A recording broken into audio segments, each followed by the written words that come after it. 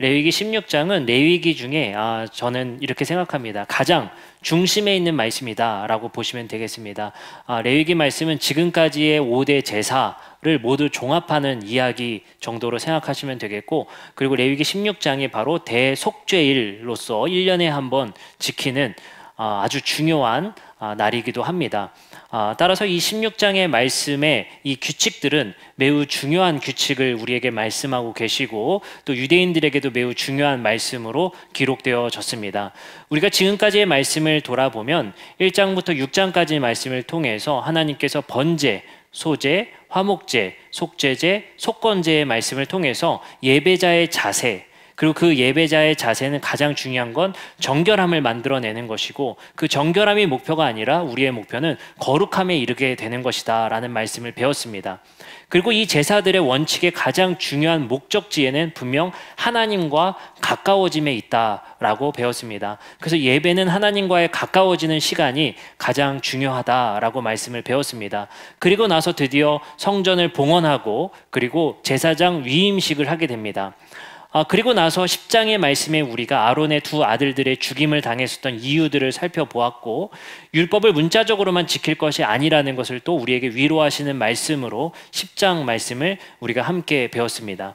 그리고 저번 주 제가 집에 가서 후회했었던 정결법에 대한 내용이었습니다. 너무 어렵고 복잡한 시스템이 있기 때문에 설명하는데도 제가 집에 가서 이제 녹화본을 꼭 다시 보거든요. 설교가 44분이었더라고요. 집에서 회개를 했습니다. 이렇게 해서는 안 되겠다. 아무리 좋은 내용이어도 이게 44분은 안 되겠다 또 생각을 했습니다. 그 44분의 중요한 내용들은 그 정결법, 뭐 돼지고기를 도대체 왜 먹지 말고, 그리고 소는 왜 먹을 수 있는가, 그 기준이 도대체 무엇인가, 그 결론은 알 수 없었다라는 것입니다. 다만 그것을 구분함을 통해서 하나님께서는 오히려 우리가 육식을 하는 것에 주의해야 될 것, 생태에 대해서 주의해야 될 것을 가르치셨다라고 생각되어진다 말씀드렸습니다. 그리고 또 산모가 출산하면 부정해지는데, 남자아이를 출산했을 때와 여자아이를 출산했을 때 그 부정의 기간이 왜 다른가 배웠었습니다. 그것은 뭐였죠? 아이를 낳았을 때 우선 그 산모가 회복될 때까지 부정하다 이야기를 해서 그 산모에게 충분한 시간을 줄 수 있도록, 그리고 여아를 출산했을 땐 그 마음까지 회복할 수 있는 시간으로 더 긴 시간이 주어진 것 아닌가 함께 생각해 보았습니다. 그리고 나서 세 번째는 어떤 정결과 부정이었죠? 바로 피부병에 대한 내용이었습니다. 나병이 아니라 또 우리가 옛날의 버전으로는 문둥병, 한센병이 아니라 이것은 단지 피부병, 곰팡이 종류의 피부병이다라는 것을 함께 교정하였고, 이것 또한 보건학적인 의미가 있다라고 배웠습니다. 그것을 다 종합해서 봤을 때 정결이라는 것은 나를 지키고 이웃을 지키는 법칙들이었다라는 말씀으로 함께 말씀을 들었습니다. 그래서 제가 집에 가서 나를 지키고 이웃을 지키는 법입니다, 이것만 말할 걸 하고 후회를 했습니다. 그래도 어쨌든 간 이런 이유에서 그런 주제가 나온다라고 저번 주에 설명을 드린 것 같습니다. 오늘은 대속죄일입니다. 16장. 어쩌면 가장 중앙에 위치한 장이고 또 가장 중요한 장일 수 있을 것 같습니다. 대속죄일은 유대인 달력으로는 7월 10일 날 지킵니다. 7월 10일. 그러나 이것을 현대 달력, 우리가 보고 있는 달력으로는 아마도 9월에서 10월 중에 지키는 대속죄일입니다. 우선 대속죄일의 인포메이션, 정보적인 내용들은 여러분들이 성경을 보시면 잘 아실 수 있을 것 같습니다. 제가 정리한 것은 약 11가지로 나뉘어지게 됩니다. 교환을 보셔서 이것은 쭉 같이 따라서 보도록 하겠습니다. 첫 번째 하는 의식은 이렇습니다. 아론은 물로 몸을 깨끗하게 씻고 대속죄일 제사를 드리기 위해 성의를 입어야 한다. 여기서 중요한 것은 무엇이냐면요, 제사장 위임식 때 입었었던 옷이 아니라 지금 이제 대속죄일 제사를 드리기 위해 지성소로 들어갈 때 입는 옷이 다르기 때문에 옷을 갈아입어야 됩니다. 원래 대제사장 위임받을 때 입었던 옷은 매우 화려한 옷입니다. 흉패가 있고요. 잘 아시죠? 사진으로 많이 보셨죠? 흉패가 있고 12개의 보석이 있고요. 그리고 양 어깨에도 이렇게 견장처럼 또 보석이 있고요. 그리고 모자를 쓰게 됩니다. 그 모습이 굉장히 대제사장의 위엄을 느끼게 할 만큼 굉장히 좋은 원단과 또 값진 보석들로 치장된 옷을 입게 됩니다. 하지만 이 제사, 속죄 제사, 대속죄일 때에 제사를 드리기 위해 그 속죄소로 들어갈 때의 제사장은 옷을 갈아입게 됩니다. 근데 그 옷이 뭐냐면요, 16장 4절 말씀을 보면 세마포 옷으로 갈아입습니다. 여러분들, 세마포 옷이 뭐죠? 쉽게 말해 장례식 때 입는 상복입니다. 왜 이것을 옷을 갈아입느냐?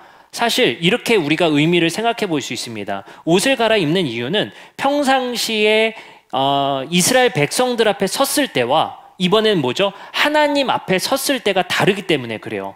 하나님 앞에 섰을 때는 그 화려한 옷을 벗고 뭘 해요? 제사장도 똑같은 위치로 다시 변경시킨다라는 내용을 알 수 있습니다. 그렇기 때문에 세마포, 어떻게 보면 가난의 상징일 수 있고요, 평범함의 상징이 바로 세마포 옷입니다. 하나님 앞에서는 모두 평범하고 모두 세마포 옷을 입는 그 평범성으로의 돌아감을 이야기할 수 있습니다.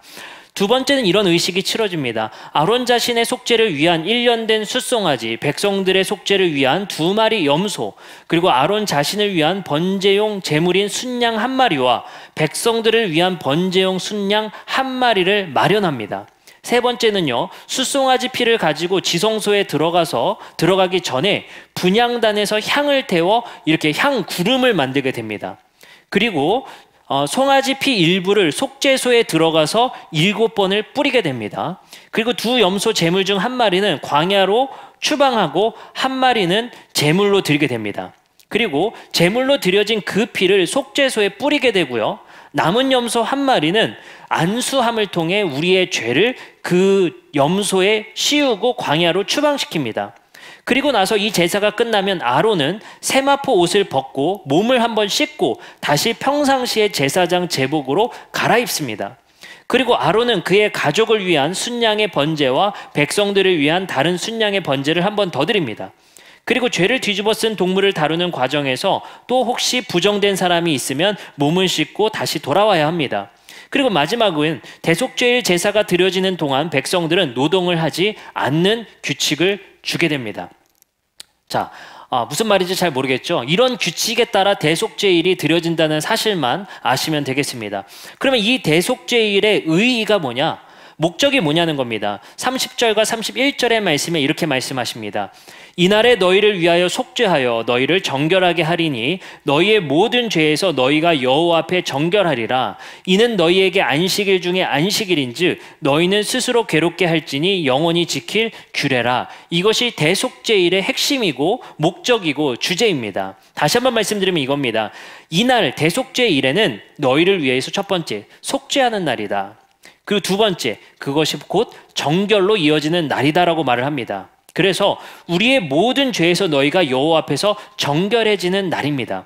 그래서 이날은 개인의 죄를 번제하여서 죄를 속죄하거나 속죄제를 드려서 속죄하는 날이 아닙니다.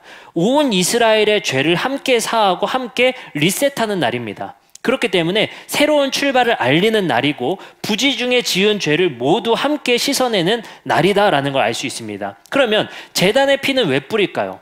저번에도 설명드렸습니다. 우리가 지은 죄로 끝나는 것이 아니라 우리가 죄를 지면 하나님과 우리는 계약되어져 있기 때문에 성막이 함께 오염되고 더러워지게 됩니다.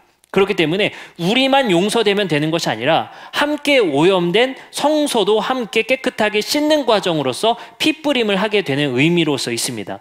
그래서 대속죄일은 속죄하고 우리를 정결케 함을 통해서 다시 예배자의 자리로 돌아가는 시간이 바로 대속죄일입니다 라고 보시면 되겠습니다. 어쩌면 유대인들에게서는 1월 1일이 시작이 아니라 이 대속죄일이 바로 새롭게 시작하는 바로 그 시작점이라고 볼 수 있는 날이 바로 대속죄일이다라고 볼 수 있습니다. 그러면 우리는 이 대속죄일이 우리에게 어떤 의미를 주고 있으며 이 대속죄일을 우리는 어떻게 적용해야 될지를 함께 살펴보면 좋을 것 같습니다. 이 대속죄일을 바울은 이렇게 적용합니다. 로마서 3장 24절에서 25절의 말씀입니다.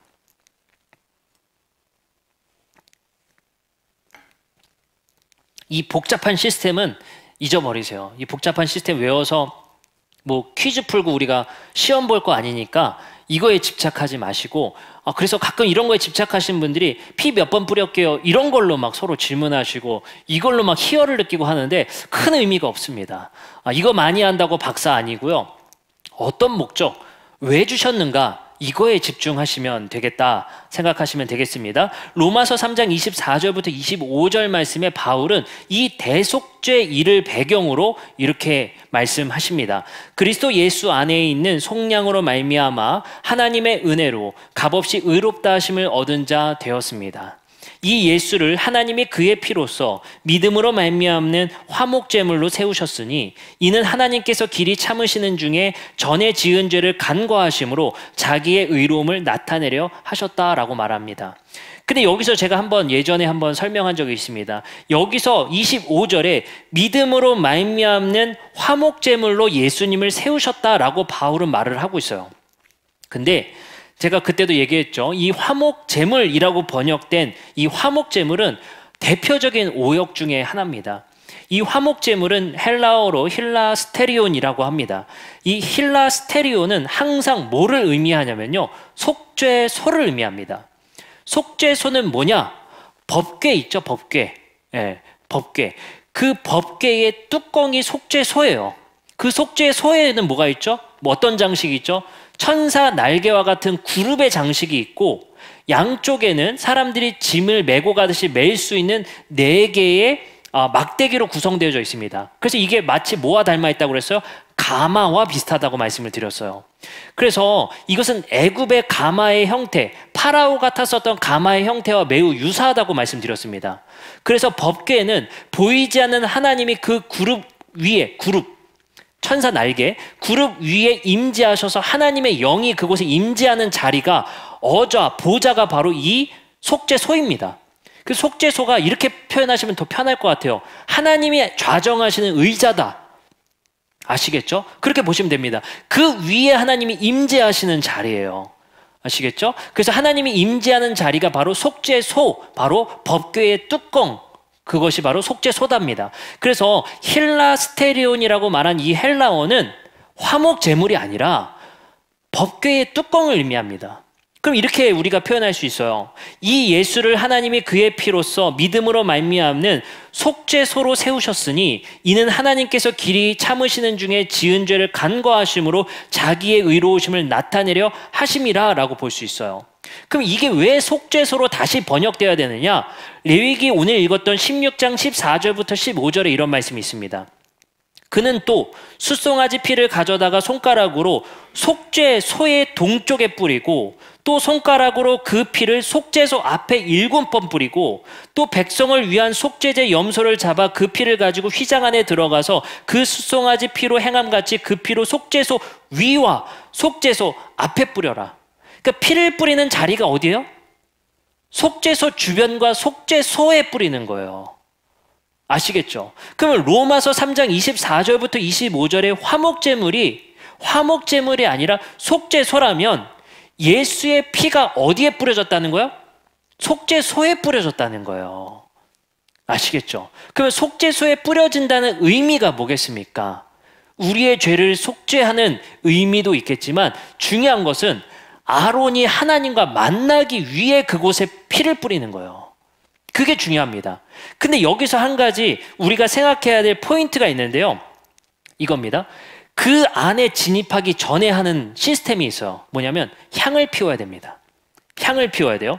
그 향을 피우는데 이렇게 말을 하고 있어요. 레위기 16장 12절입니다. 레위기 16장 12절 이렇게 읽어드릴게요. 향로를 가져다가 여호와 앞 제단 위에 피운 불을 그것에 채우고 또 곱게 간 향기로운 향을 2손에 채워 가지고 휘장 안에 들어가게 됩니다. 휘장 안에 그냥 못 들어가요. 향을 피워서 그 향과 함께 들어가라는 거예요. 이게 왜 중요하냐면요. 이게 굉장히 중요합니다. 여기서 먼저 한 가지 짚고 넘어갑시다. 향로를 가져다가 여호와 앞 제단 위에서 피운 불로 해야 돼요. 근데 아론의 2 아들들은 이 불이 아니라 어떤 다른 불로 피웠나 봐요. 그래서 죽었어요. 근데 레위기 16장 1절 보면 이렇게 말해요. 아론의 2 아들이 여호와 앞에 나아가다가 죽은 후에 시작된 제사입니다. 그러니까 이 제사 자체가 아론의 아들 2이 죽고 바로예요. 이 대속죄를 지키다가 죽어버렸고 긴장이 얼마나 긴장되겠습니까? 다른 불 피웠다 죽은 다음에 다시 드린단 말이에요. 근데 이번에 다시 명령하고 있어요. 번제단에 있는 불로 향을 피워야 된다. 그래서 그 향을 피워서 그 향을 가지고 들어갑니다. 이 향을 들고 들어간 이유가 뭘까요? 속죄소의 임재에 있는 하나님의 거룩함이 나와 직접적으로 만나면 죽기 때문에 그래요. 그래서 한번 향으로 그것을 커버하고 만나야만 됩니다. 향 없이 마주하겠다, 이건 죽는 거예요. 그렇기 때문에 향으로 한번 중재하고 하나님의 거룩성과 만나지게 되어 있는 거예요. 아시겠죠? 그리고 나서 속죄소에 피를 뿌려요. 자, 이런 일들을 보면 하나님과 우리의 만남에 가려진 게 두 개입니다. 첫 번째, 휘장으로 가려놨어요. 지성소에 들어가기 위해서. 속죄소 안으로 들어가기 위해서는 휘장으로 먼저 막혀 있습니다. 두 번째, 뭘로 막아요? 두 번째 방어막이 뭐예요? 향을 피워서 그것으로 하나님과 직접 대면하지 않을 수 있도록 향을 피우게 된단 말이에요. 여기서 굉장히 중요한 주제가 한 가지 있는데 뭐냐? 하나님과 가장 가까이 들어가고 있는 길을 말해주고 있는 거예요. 대속죄일 자체가. 그러면 우리가 한 가지 생각해 볼 수 있습니다. 속죄소는 어떤 자리냐? 하나님과 만나는 자리예요. 하나님과 대면하는 자리고 하나님과 만나는 자리예요. 다만 직접 보면 안 되기 때문에 향을 피우는 것 뿐이지, 그 속죄소에는 하나님의 임재와 영광이 드러난 자리고 향을 피워서 가림을 통해 그곳에서 만나는 자리입니다. 그리고 그곳에 피를 뿌림을 통해서 드디어 하나님과 우리가 대면하게 되는 것이 바로 속죄소이다라는 거예요. 그러면 이런 배경을 안고 로마서 3장 24절부터 25절을 다시 한번 생각해 봅시다. 그리스도 예수 안에 있는 속량으로 말미암아 하나님의 은혜로 값없이 우리는 의롭다함을 받았다. 이건 어떻게 표현할 수 있겠습니까? 거룩함을 받았고 정결함을 받게 됩니다. 이 예수를 하나님이 예수의 피로써 믿음으로 말미암는 속죄소, 그 장소로 세우셨다는 거예요. 장소. 그 장소가 뭐라고요? 하나님과 만나는 자리예요. 결국에 예수 그리스도의 피와 예수 그리스도의 죽음은 하나님과 우리가 대면할 수 있게 하시는 죽음이고, 만나게 하시는 죽음이라는 것이 바로 예수 그리스도의 피의 의미고, 예수 그리스도가 바로 장소되는 속죄소의 자리 되게 하셨다는 거예요. 우리는 어디서 만나는 거예요? 하나님을 예수 안에서 만나는 거예요. 예수님을 통해 하나님을 체험할 수 있고 하나님을 만날 수 있는 거예요. 하나님은 우리와 너무 만나고 싶어서 자신의 아들을 희생시켰고 예수 안에서 하나님을 드리신 거예요. 그래서 어떻게 됐어요? 우리가 예수 안에서 하나님을 체험케 되고 하나님을 만나게 할 수 있다는 거예요. 그래서 예수님이 죽었을 때 어떤 현상이 일어났죠? 우리를 가리고 있었던 첫 번째 방어방, 휘장이 찢어져요. 그리고 하나님과 우리가 도저히 대면할 수 없었던 자리, 속죄소가 되심을 통해 만남의 장소가 되어주신 것이 바로 예수님의 죽음과 예수 그리스도가 바로 속죄소의 자리가 되어주셨다는 거예요. 여기서는 제물이 되셨다는 의미가 아니라 예수님이 만날 수 있는 장소를 마련해 주셨다는 거예요. 그래서 예수 안에서 우리는 하나님과 만나고 교제하고 그 거룩성에 힘입어 살아갈 수 있다는 것이 바로 로마서 3장 24절에서 25절입니다. 근데 여기서 우리가 한 가지 더 교정하고 생각해 봤으면 좋겠는 게 있어요. 여기서 우리 많은 그리스도인들이 착각하는 게 있습니다. 24절의 내용입니다. 그리스도 예수 안에 있는 속량으로 말미암아 하나님의 은혜로 우리는 죄사함을 받았다, 의롭다함을 받았다. 근데 여기서 표현이 뭡니까? 하나님의 은혜로 값없이 받았다는 거예요. 값없이 받았다. 여기서 값없이는요, 공짜로 주셨다라는 의미가 아니에요. 이게 은혜로 표현됐지만 사실 정확하게 우리가 표현하려면 기프트가 더 맞습니다. 선물로 주셨다. 근데 여기서 선물이라는 의미는 공짜의 의미가 아니에요. 고대 시대에는 선물의 의미가 공짜로 표현된 적이 단 한 차례도 등장하지 않습니다. 하나님은 우리에게 은혜로 주셨다, 선물로 주셨다. 이건 절대로 공짜의 의미를 포함하고 있지 않아요. 이거는 자본주의 시대가 도래했을 때 기프트의 공짜의 의미가 있죠. 지금 만약에 제가 선물 하나를 드려서 우리 영현자매한테, 근데 내심 제 생일 때도 기대하는 거예요. 이건 좀 속물이죠. 근데 우리가 선물로 줄게, 이건 내가 뭘 바라고 준다는 의미가 포함되지 않아요. 공짜로 주는 거야 라는 의미에서 주는 경우가 지금 현대에만 있는 거예요.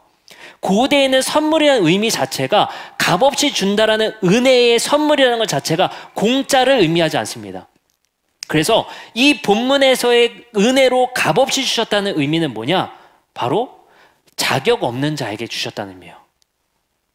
자격 없는 자에게 주시는 게 바로 은혜입니다. 자격 없는 자, 그게 뭡니까? 선물 받을 만한 자격이 없는데 하나님의 이 은혜를 감히 받을 만한 자격도 없는데 주셨다는 게 하나님의 기프트고 선물의 의미예요. 그러면 하나님께서 우리가 하나님과 만날 수 있는 자격도 안 돼요. 당시에 뭡니까? 부정하다고 여겨지는 혈루병 여인이나 나그네나 이방인이나 노예나 종이나 이 자격 없었던 자들, 유대인들의 기준에서는 이 자격 없었던 자들이 선물로 받은 것이 하나님의 은혜예요. 그게 뭡니까? 하나님과 만나게 하셨다는 거예요. 만날 수 있는 자격을 우리에게 주셨다는 것입니다. 그래서 이 대속죄의 일은 우리가 연구할 때 피가 어떤 의미예요? 뭐부터 해야 돼요? 향을 어떻게 피워야 돼요? 이 시스템에 우리가 중요한 게 아니에요. 자격 없는 자에게 주신 은혜이다. 이거가 바로 이 의미가 대속죄일의 핵심이고 예수님이 바로 이 대속죄일의 장소되어 주셔서 우리와 만나 주셨다는 것입니다. 그래서 이 핏부림과 그리고 속죄소로 예수 그리스도가 장소 그 자체가 됨을 통해서 하나님과 우리가 다시 관계가 회복되어지며 다시 만나는 시간이 회복되어졌다는 것입니다. 그럼 제가 여기서 한 가지를 종합해서 여러분들에게 말씀드릴게요. 제가 이것을 설교를 위해서 연구하고 생각하고 또 설교를 준비하는 과정에서 한 가지 깨달은 것이 있습니다. 그러면 과연 16장까지의 말씀을 종합해 본다면 하나님의 어떤 목적과 어떤 의도로 이런 걸 주셨는가? 제가 한 가지 깨달은 게 있어요. 뭐냐면 제가 우리 성도님들께 여러 번 설명드렸습니다. 출애굽기 때 말씀이었죠. 이 성막의 설계도를 주셨을 때 하나님께서 모세에게 성막의 설계도를 주셨을 때 이 설계 도면 자체가 뭐와 닮아 있다고 말씀을 드렸었어요. 뭐와 닮아 있다고 말씀드렸죠? 지금 방역 지침 때문에 말을 안 하는 거죠. 에덴과 닮아 있다고 말씀드렸습니다. 아담과 하와가 죄를 짓고 어디로 쫓겨나요? 동쪽으로 쫓겨나죠. 성막의 문을 어디다 둬요? 동쪽에 두게 되어 있습니다. 그리고 에덴 동산에는 생명나무가 있고 선악과의 나무가 있듯이 똑같이 이 성막 안에도 촛대를 두게 되어져 있어요. 그리고 성막을 만들 때 제조할 때 쓰이는 보석들이 성막에 쓰이는 보석들과 같습니다. 그 말은 하나님께서 이스라엘 백성들에게 성막을 지어주시고 그 성막 안에 거할 때는 하나님께서 뭐를 모델로 삼아 주신 거예요? 에덴 동산을 모델로 삼아 이스라엘 백성들에게 성막을 짓게 하셨단 말이에요. 제가 그래서 이걸 생각했어요. 뭘 생각했냐? 하나님께서는 이 땅을 창조하실 때 이렇게 말씀하시죠. 태초에 하나님이 천지를 창조하시는데 세상의 본래의 상태가 이렇게 되어 있습니다. 땅이 혼돈하고 공허했다. 그리고 수면 위에 하나님의 영이 거닐고 계시다는 표현으로 1절과 2절이 쓰여 있어요. 그죠? 땅이 공허했고 또 어땠다? 혼돈해져 있다. 이거 뭘 의미해요? 무질서했다라는 의미죠. 무질서했다. 이 무질서의 세상을 하나님께서 질서로 바꾸는 시간이 바로 창조예요. 그럼 저는 이렇게 생각해 볼 수 있겠어요. 하나님이 그래서 이건 정결하고 이건 부정하다라고 그렇게 나누고 계시구나. 이 하나님께서 말씀하신 레위기법들은 하나님께서 다시 창조하고 계신 거예요. 이 땅의 무질서한 세상을 다시 질서로 창조하시고 그 질서가 잡히면 뭐가 회복된다는 거예요? 생태계가 회복되고 공동체가 회복되고 우리의 삶이 회복되어진다는 거예요. 그리고 나서 뭘 하고 있습니까? 이제 에덴으로 들어갈 차례가 남았어요. 이제 우리가 에덴으로 들어가야 되는데 에덴에 뭐가 막혀져 있어요? 동쪽에? 두루 도는 불칼로 막혀져 있었어요.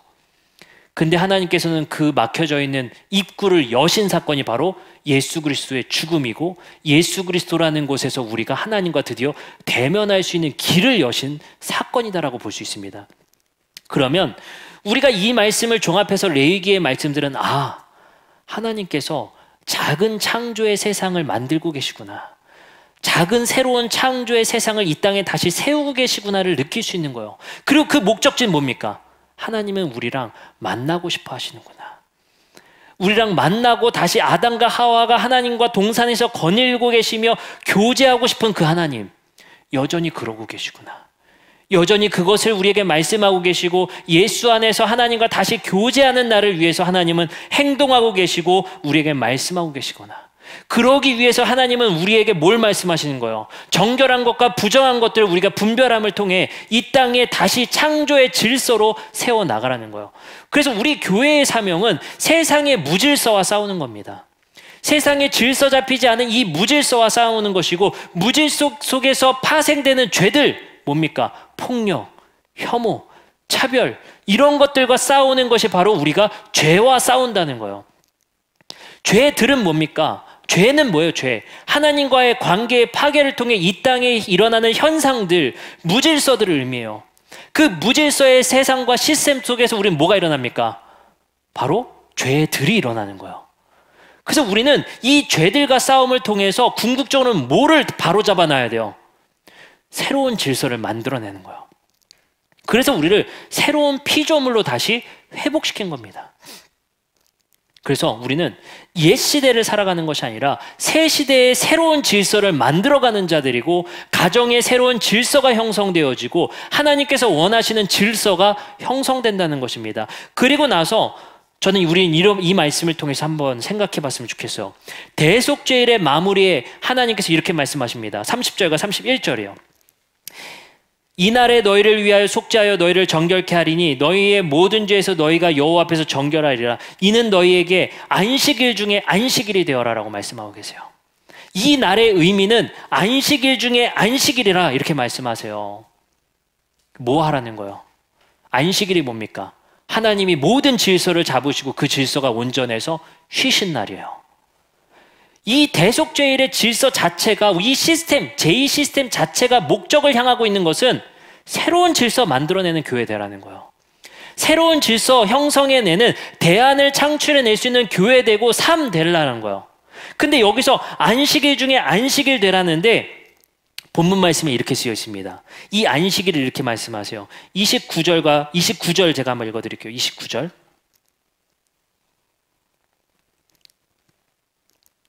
너희는 영원히 이 규례를 지킬지니라. 일곱째 달 곧 그 달 10일에 너희는 스스로 괴롭게 하고 아무 일도 하지 말되 본토인이든지 너희 중에 거류하는 거류민이든지 그러하라. 이 날의 규례는 유대인들만이 해당되는 게 아니라 본토인이나 거류하는 거류민들도 다 지키라는 거예요. 이 말이 뭡니까? 안식일 앞에서는 평등하라. 제가 봤을 때는 하나님이 만드신 그 질서의 원초적인 그 목적은 우리의 평등에 있어요. 이 세상의 무질서가 만드는 게 뭡니까? 계급이고 차별이고 그 안에서 일어나는 폭력들입니다. 그러나 하나님께서 안식일만큼은 어떤 의미를 상기해라? 거류민이나 나그네나 종이나 누구나 평등한 날이다. 근데 이 날을 뭐래요? 안식일 중에 안식일이래요. 리셋된다는 거예요. 하나님 안에서 모두 원초적인 아담과 하와로서 모든 것을 다 벗고 있으면 뭡니까? 계급 없어요. 귀천 없어요. 돈 없어요. 모두가 벗어진 상태에서 하나님과 교제하는 평등의 상태를 꿈꾸라는 거예요. 이게 이 땅에서 실현 가능할까요? 저는 아무리 용 써도 안 될 거라고 생각해요. 이거 전복 되겠습니까? 안 돼요. 그러나 교회가 이것을 꿈꾸고 그것을 세워나가는데 애써 보라는 것이거든요. 세상에서 실현되기 힘든 안식일 중에 안식일의 날을 교회 안에서 세워보고 만들어보고 체험하라는 거예요. 왜요?